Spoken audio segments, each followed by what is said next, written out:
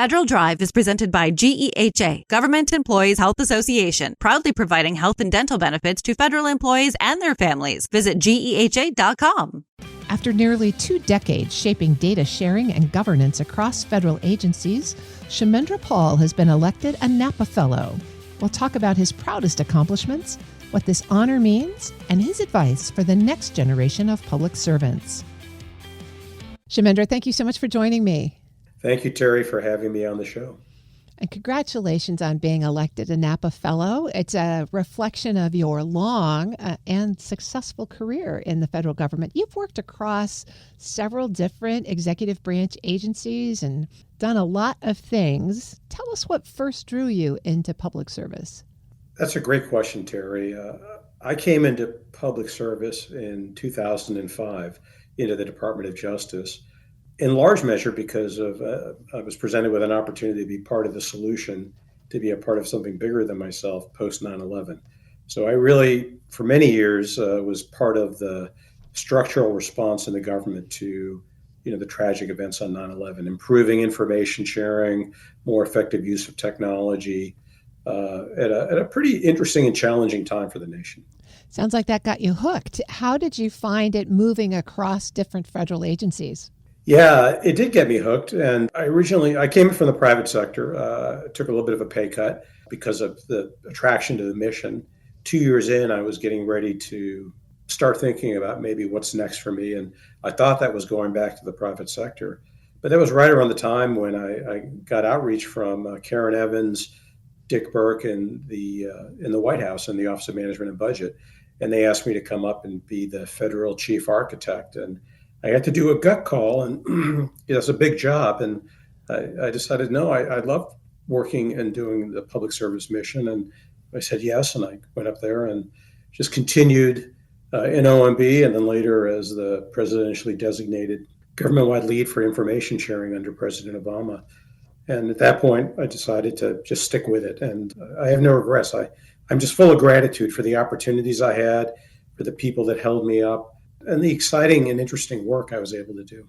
Well, you just mentioned some pretty massive and impressive projects. As you look back, is there any one accomplishment or success or program that you go, yes, that's what it was really all about? That's where I'm especially proud. I have many of those, but my first success, and maybe my first love in the public sector was leading something called the National Information Exchange Model. I was asked soon after coming into the Department of Justice by the then CIO Van Itch to, take a look and help out and lead the project. I was really pleased to be able to do that with state and local partners, with DHS, other federal partners, and deliver the first version of the exchange model, really providing a core technical aspect of the government's response point, post 9/11, semantic interoperability, right? With computer systems built, you have data stovepipes, and what terms mean doesn't necessarily translate across system boundaries, much less boundaries of endeavor like law enforcement, homeland security, intelligence, and levels of government, right? And that was the problem that we solved successfully with the NEAM. And now it's 20 years old and actually successfully transitioned to OASIS as a international standards body and standard itself. That effort was a great introduction to the possibility of transformation using data and technology in the public sector. Well, data and technology have changed a lot in the last 20 years. Is your sense that the government is able to keep pace? I think the government does a lot, and there's a lot of folks across the federal workforce that are quite capable and committed, but the government has challenges, large bureaucracies. Some of that is related to the political process. When I first came into government, the government budget process seemed to work more or less. That's dropped off over the years, and that's cascaded. The budget process really is the keystone management process, and I'm a management guy. And that dropping off really caused some consternation and made it more difficult. The prevalence of shutdowns, we just went through the longest shutdown, that didn't help.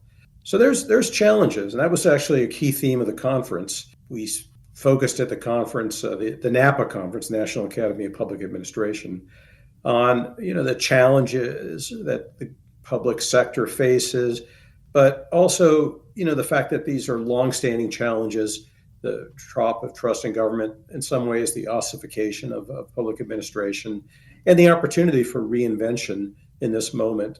Never let a crisis go to waste, sort of thing. I'm speaking with Kshmendra Paul. He's a former senior federal data and tech leader and a newly elected fellow of the National Academy of Public Administration. Kshmendra, you're joining the Academy at a time when public trust in government is under pressure. How do you hope to participate with the Academy and jointly help the government address some of these issues associated with public trust? Yeah, so my lane is data, information sharing, and technology applied to government to reform and improve government performance. As a part of the Academy, I'm hoping that, what I bring to the table can be melded and remixed with the other 1,000 fellows that have different perspectives. They can help make me better, and I can help make them better. And together, the Academy can, put forward positive, constructive, and respectful prescriptions for what's next. That's I think a major role and a theme at the conference. I also am keen to carry forward ideas about open government. Government needs to be transparent. Government needs to be participatory. Government needs to be collaborative. And I really think that, using data in smart and innovative ways to help with setting incentives and organizational design and organizational incentives offers new opportunities for public administration. You're joining this group of 1,000 people who've had long careers in public service. If you were speaking to someone from the next generation, maybe, how would you encourage them to consider a career in public service?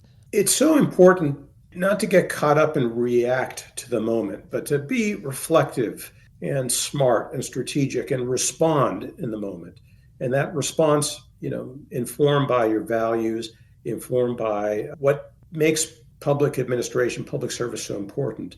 I think public administration, a vigorous public administration that's transparent and responsive, that works across levels of government, really keeps with, the constitutional design that's reflected in the Federalist Papers and in our Constitution as written. And so that's the eye on the prize. A vigorous, effective government is so important to restoring trust in government, to underpinning our democracy and our federated republic. And I think the next generation can be part of that solution and, respond to the sound of cannon, so to speak, maybe in some way like I did after 9/11 and generations have done so in the past. I'm speaking with Kshmendra Paul. He's a former senior federal data and tech leader and a newly elected fellow of the National Academy of Public Administration. Kshmendra, congratulations again on that. I look forward to seeing you at future NAPA meetings. Likewise, Terry. Thanks for having me on the show, and I appreciate it. We'll post this interview at federalnewsnetwork.com/Federal Drive. Subscribe to the Federal Drive wherever you get your podcasts.